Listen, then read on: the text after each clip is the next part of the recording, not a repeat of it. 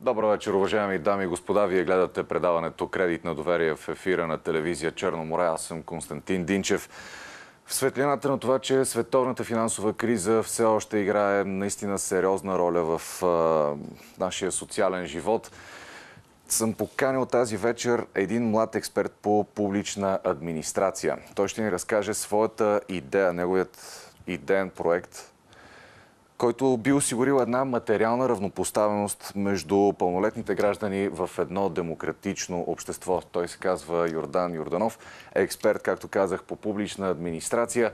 Добър вечер. Искам първо направо да влизаме набързо в темата. Вашият идеен проект е безусловен базов доход за българите. Ще обясните ли с няколко изречения на нашите зрители за какво точно става въпрос? Да, благодаря ви за поканата. Моя проект фактически е нашият проект, който е разработен от група хора, които са различни специалисти в различни специалности. Тоест, ние представляваме народа или гражданското общество и предлагаме един гениален проект на българските политици, финансисти, експерти, съответно синдикати, които да го приложат в нашата обществена система. Безусловен базов доход е система за гарантиран месечен доход пожизнено на всеки пълнолетен български гражданин, като това представлява косвените данъци, разпределени на всички пълнолетни граждани, като разчетите говорят за около 200 лева старто, но това е една плаваща сума според нашето потребление, според нашето трудолюбие и въобще според целия икономически цикъл в страната. Тези средства, примерно тези базови 200 лева, как ще достигат до хората? Откъде точно ще се събират тези средства, ако можем да разясним първо за зрителите? Да, безусловен базов доход е една нова система за държавно функциониране, нова икономическо-социална система. Тоест, това е един механизъм, чрез който ще се регулират нови отношения между граждани, бизнес и държавата като субект, който гарантира осъществяването на обществения договор. Какво представлява безусловния базов доход? Това представлява връщане на сумите, които са събрани от косвените данъци, които са ДДС и акцизи, на всеки един гражданин, пълнолетен на българската държава, като се спира социалната функция на държавата в определени направления, където се припокрива по смисъл с безусловния базов доход, и цялата налична система като основни параметри се запазва. Т.е. пенсионна система, здравна система, всичко, което е съществувало до момента, се запазва. Тоест, безусловният базов доход съдържа всички системи, познати ни до сега, като премахва недостатъците им, ги надгражда качествено. Както казахте, остават някои от добре работещите системи в държавата, но те няма ли да си пречат безусловния базов доход и примерно пенсионната разплащателна система?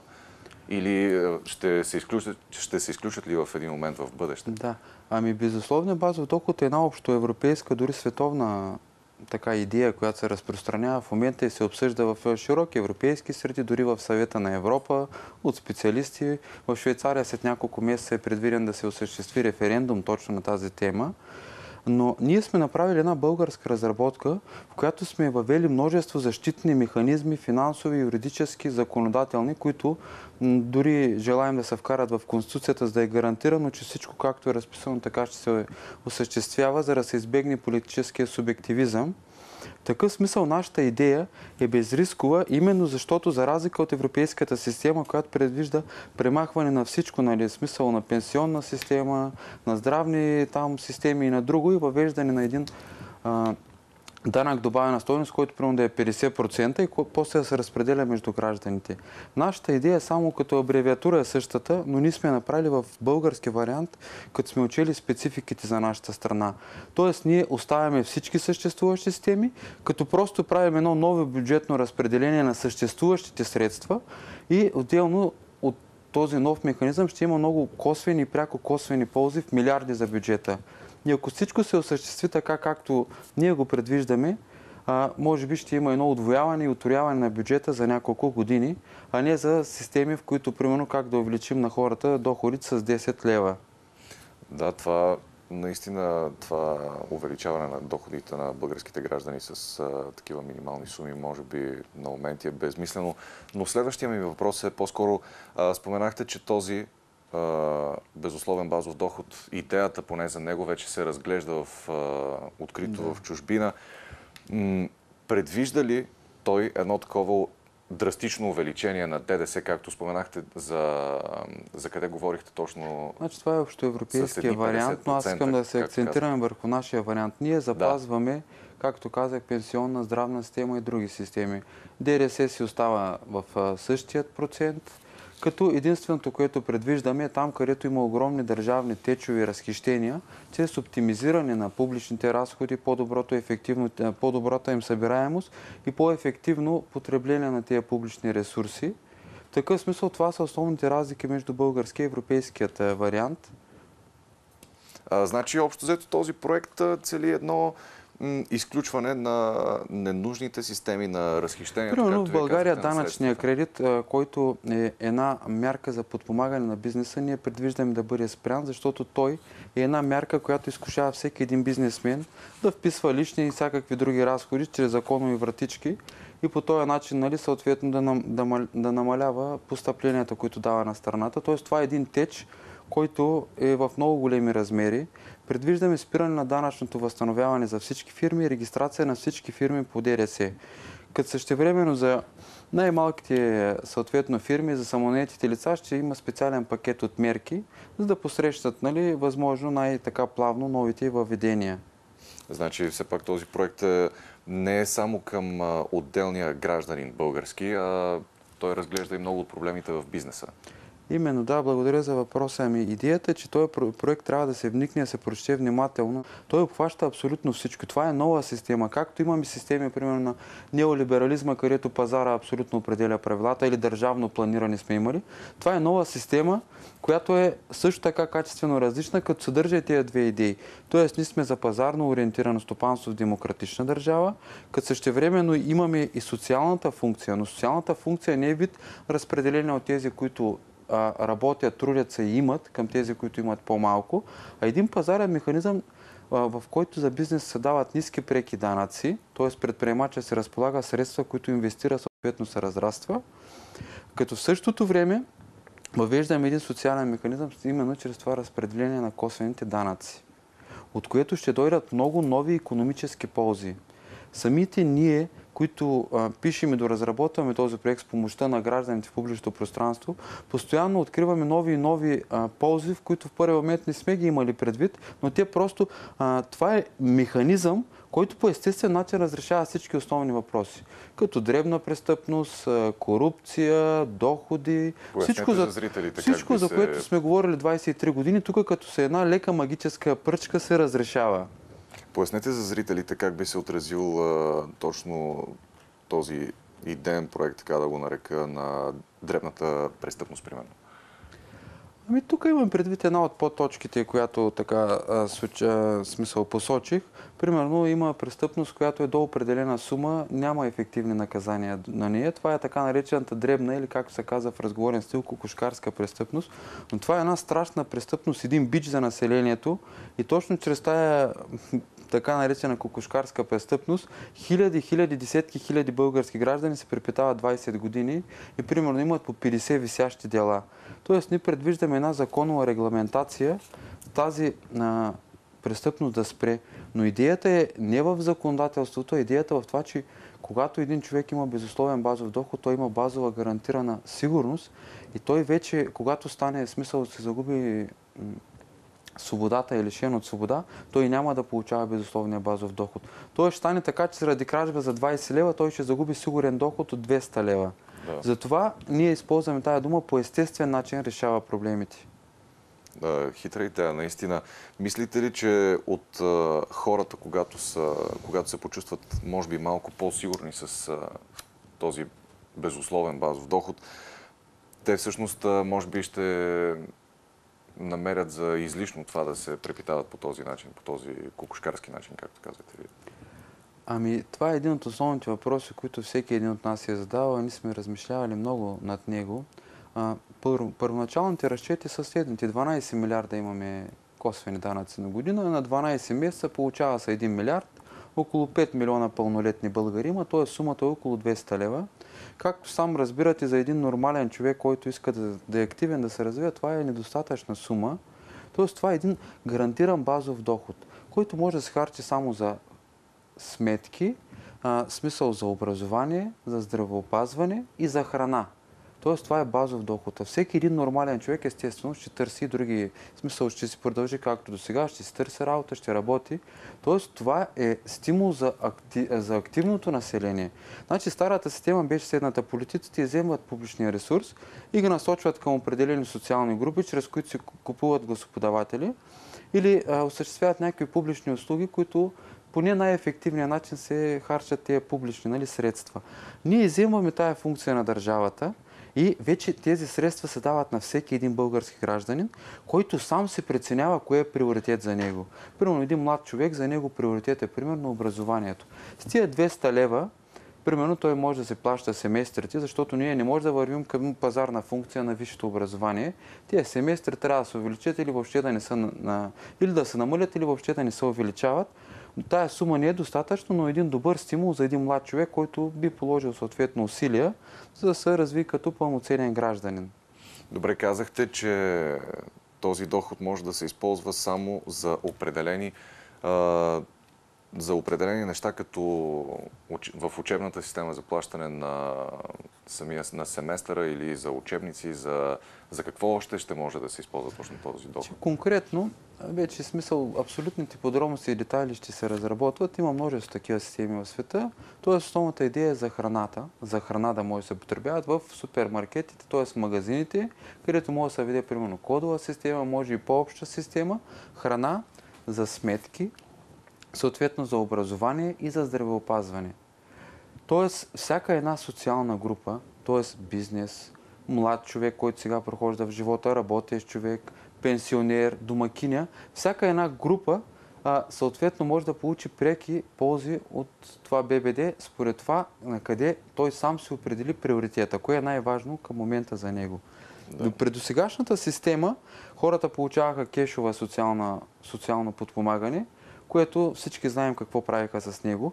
А тук вече всеки един български гражданин ще получава тази сума. Тоест тук няма дискриминация само едни да получават, а други да не получават. Това е един много съществен момент и който трябва да се отчете като огромен плюс.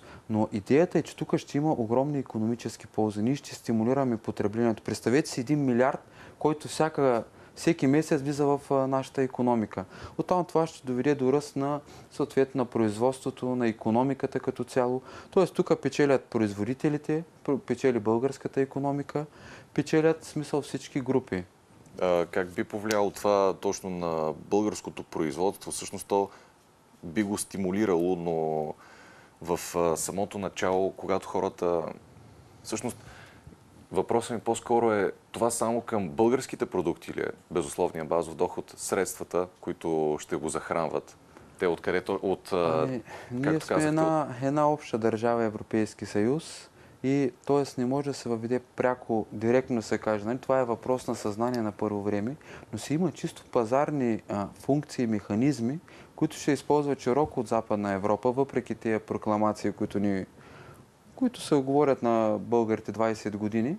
Мога да дам примерно един елементарен пример. Във Франция, в определени там тяхни провинции, супермаркетите и веригите имат едно изискване, примерно плодовете и зеленчуците, които се продават, да бъдат произведени на 50 км, до 50 км разстояние от мястото на търговията.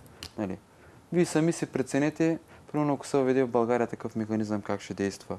Основният проблем е, че в България веригите са чужди, ние потребяваме много чужди стоки и съответно тия вериги изнасят тия печалби, но си има определени пазарни методи и механизми, с които на първо време ще се компенсира голяма част от това изтичане на националния доход и съответно вече, когато идеята е тук да се апелира към разумността и към съзнанието на хората.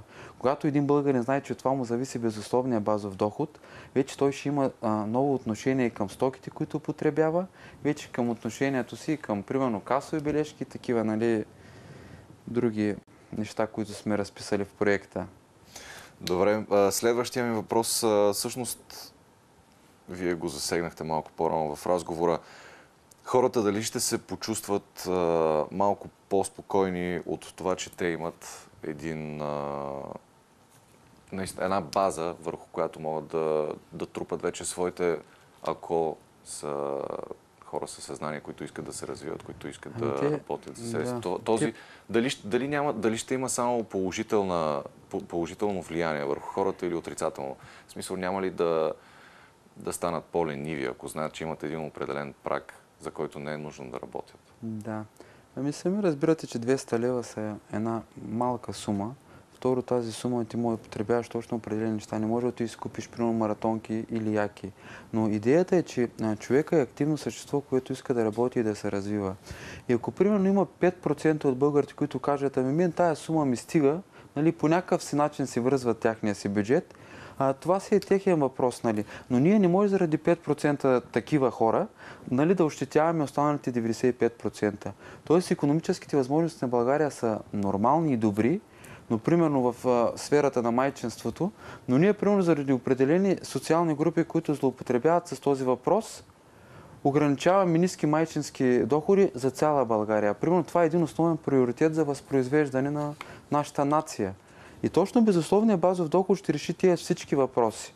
Много е важно да се разбере, че тези социални групи, които в момента злоупотребяваха, вече ще получават суми, които ще бъдат съобразно, не съобразно вече броя на членовете на семейството, а съобразно на двамата родители ще се дава безусловен базов доход и съответно държавата ще се влезе в съответните функции за това всички български деца да имат образование и да не бъдат, така да се каже, нали, грубо да се изразя, стока за родителите си, а да бъдат пълноценни български граждани.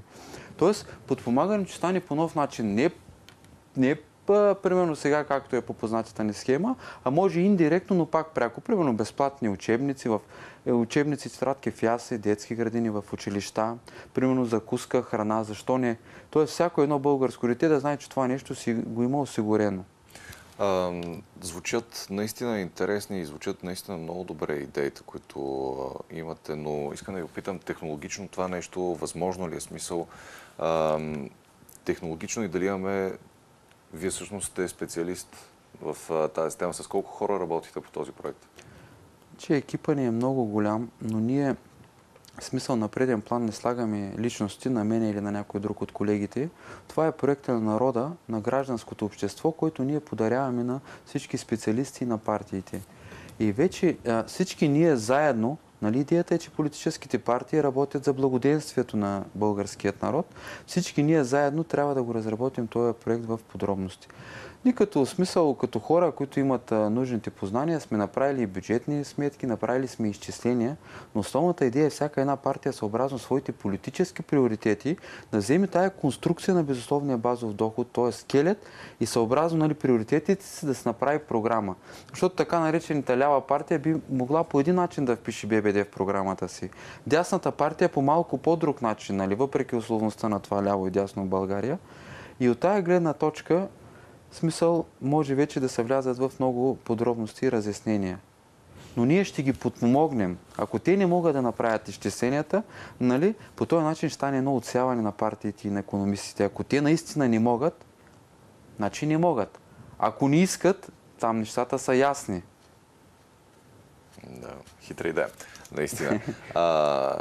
Времето, за което би се осъществил един такъв проект, защото той засяга твърде наистина много точки от обикновеното ежедневие на хората и току-що намесихме и политиката.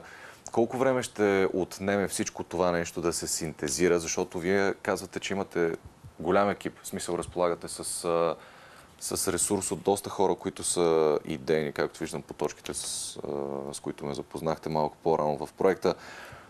Колко време ще отнеме да се синтезира всичко това и то да бъде осъществено? Ами всеки един нормален, разумен български гражданин е част от нашия екип, ние сме народа. Колко време точно? Тоест първо трябва да се постигне, смисъл тая идея да бъде популяризирана, да се постигне някакво съгласие и самите финансисти да убедят хората, че чисто икономически това нещо е възможно. След това, съответно, са някакви партии, нали, при съществуващата политическа система, трябва да го впишат в програмите си, след това да станат парламентарно представени партии. Вече като парламентарно представени партии да въведат част от тези законодателни промени, тази законодателна рамка, които ние виждаме, че на първо време спешно трябва да се направи. Евентуално може да се разпишат и допълнителни неща, които ще излязат, нали, в процеса на прилагането. И, примерно, ние препоръчваме да се вложи в Конституцията. И след като това нещо се направи, примерно, може в рамките на една година да стане това възстановяване на българската държавност в абсолютно всички сфери и във всякакъв аспект и смисъл. И примерно от следващата година може вече да се вкара в бюджетна рамка и да стартира този проект. Ако се прецени, че примерно за една година не може да стана точно нещата, може да има и втора година. Защото ние предвиждаме, примерно, да създаде един вътрешен финансов борд, в който да се разпишат критериите от Маастрихт, да се въведе съответно законодателството. Предвиждаме да се създаде един буферен фонд, т.е. да се натрупа сума ББД, така да го наречем, в която да влязат до сегашните ДДС и акцизи, примерно фонд безусловен базов доход, и този буферен фонд съответно да гарантира плащанията за съответната година, защото тук не трябва да имаме натрупани 12 милиарда, които да ги раздаваме, а това са ежемесечни постъпления, които смисъл ще се раздават ежемесечно. Нали? Тоест се тръгва с една малка сума напреде и след това тези суми се раздават. Но всеки един финансист, нали, смисъл е наясно, че има съответно спадове и върхове на по 3-месечие на това на данък добавена стойност. И именно тази една, максимум 2 години подготовка ще гарантират абсолютно безпроблемното стартиране на безусловния базов доход. Като е много важно да подчертая, безусловния базов доход не представлява никакъв риск за бюджета, защото той е извън бюджетна сметка. Т.е. в бюджета, но извън бюджетна сметка може да бъде, нали, въпреки че е бюджетна. Т.е. идеята ми, че ние не развалям нищо от сега съществуващото. Това не е системата от 90-та година, когато разрушаваме всичко и почваме, нали, наново да откриваме топлата вода, слънцето и така нататък. Това е една система, в която взема всичко съществуващо и надгражда. Здравейте отново след рекламите в студиото на Кредит на доверие. На гости ни е господин Йордан Йорданов, специалист по публична администрация. С него обсъждаме не само негов, но, както спомена той, доста хора работят по този идеен проект, безусловен базов доход за българите, който наистина може би ни накарал да се чувстваме по-сигурни в тези към финансова гледна точка кризисни времена. Но той не... С него обсъдихме доста аспекти, които докосва този идеен проект. Направо ми се иска да се върнем направо към разговора с господин Йорданов, да не губим време, защото има много неща, които можем да обсъждаме. Той обхваща изключително много аспекти, както казах, от нашия живот. Преди рекламите, господин Йорданов, говорихме само за положителни... за колко положителен е този проект и какви добри последствия би имал той за страната. Има ли някакъв риск при включването му в нашия социален живот, в политическата система, в системата за разплащанията, въобще в живота ни в страната? Ами това е проект, в който участват много граждани, които го дописваме постоянно заедно. То е смисъл подточки от българската азбука и постоянно, нали, вече имаме сериозни притеснения, че няма да не стигне азбуката само по важните теми. Рисковете се състоят в следното нещо, ако проекта не се приложи така, както е предвиден. Тоест, ако някой от защитните механизми се премахне, примерно, задължително трябва да има вътрешен финансов борд, в който да има разписани правила. Това не е просто една система, това е една социална система, това е цялостна система за държавност, в която идеята е част от така наречените правомощия, които политици са си взели, нали, чрез държавата, да бъдат ограничени и да бъдат разписани. Затова ние предлагаме да има законодателни промени, които да бъдат вписани и в Конституцията, за да няма никакви сътресения при смяна на правителства и хора с нови идеи. Именно затова трябва да има едно национално съгласие сред народа и национално политическо съгласие сред тези партии, които ни представляват. Рисковите, както казах, са, ако не се спази някое от смисъл самите разписани правила, които даваме, но пак казвам, всички системи се запазват. Дори ако стане нещо, което аз не мога да предвидя как би станал такъв проект, може да звучи смело, но аз твърдя, че няма никакви рискови пред този проект. Дори и нещо да стане, нали, защото в България обичаме да си мислим, че нещо може да стане, всичко е запазено и съществува. Тоест пенсионера се получава пенсията, получава и безусловния базов доход. Системата на здравеопазването се работи, Парите, които се раздават като ББД, си съществуват, в смисъл може да се върнем към стара социална система, но просто ползите от този проект са толкова големи, че един път, ако се въведе и тая система се стартира, дори и с малко по-малка сума, вече не вярвам, че ще има разумен политик, който да посегне на тази система. Защото идеята е, че ние като гражданско общество не само го предлагаме този проект, но ние съответно и ще следим как се спазва. И ако видим, че има някакво съответно нарушение на гръбнака на модела, съответно ще предприемем необходимите стъпки за предсрочно освобождаване на некоректните политици. Споменахте нещо за узаконяването на много точки от този проект. Как ще засегне?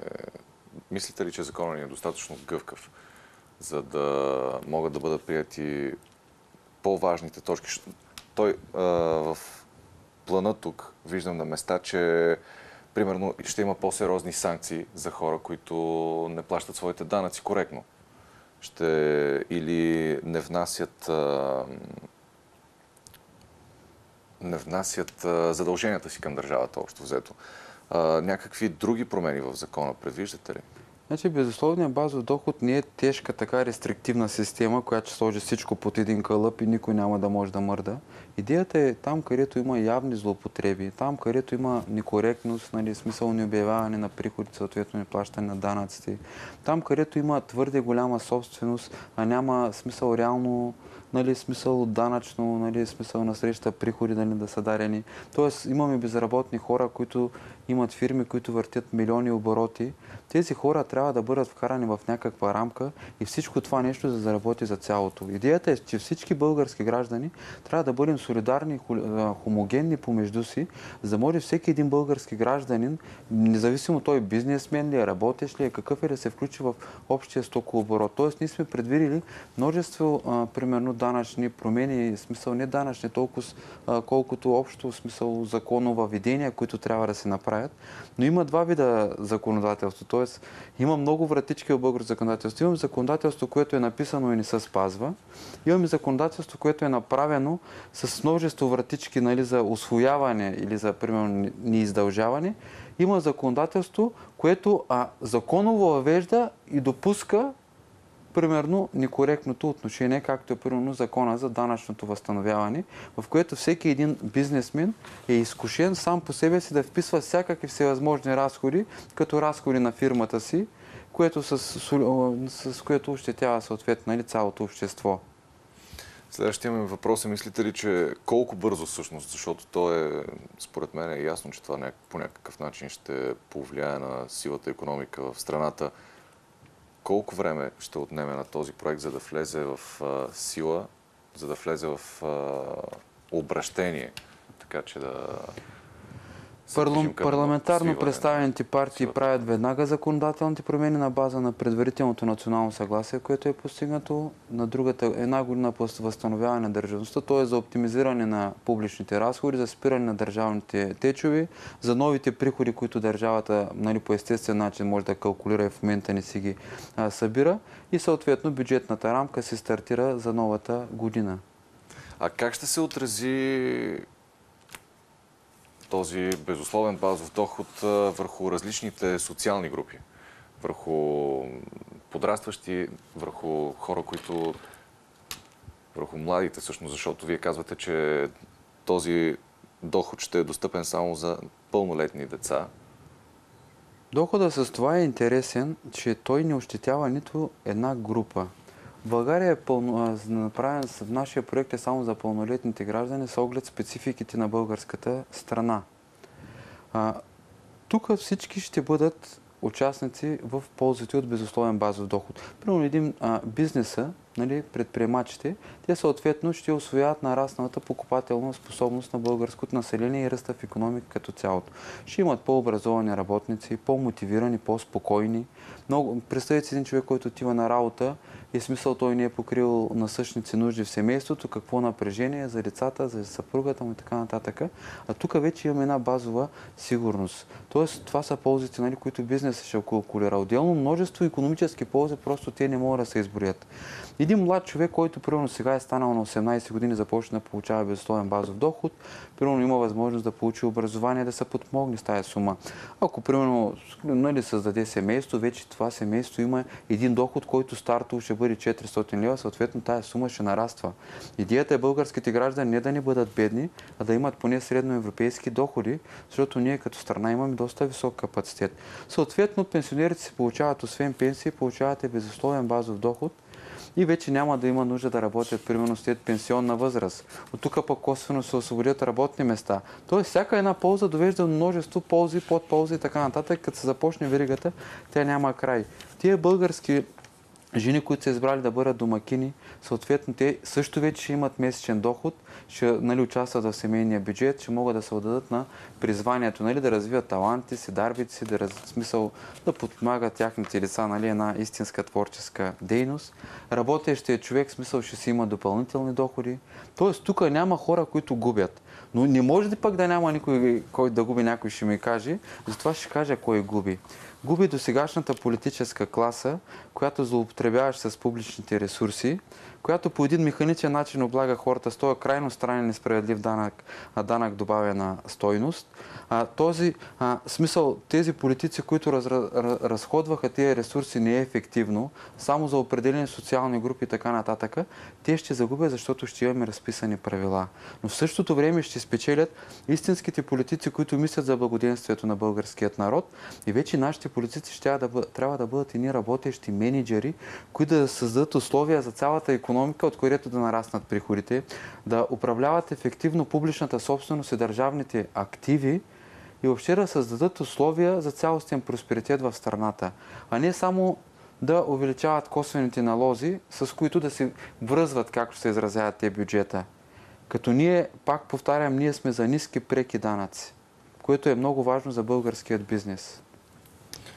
Това мисля, че е един наистина много добър завършек на нашето предаване, казан от господин Йорданов.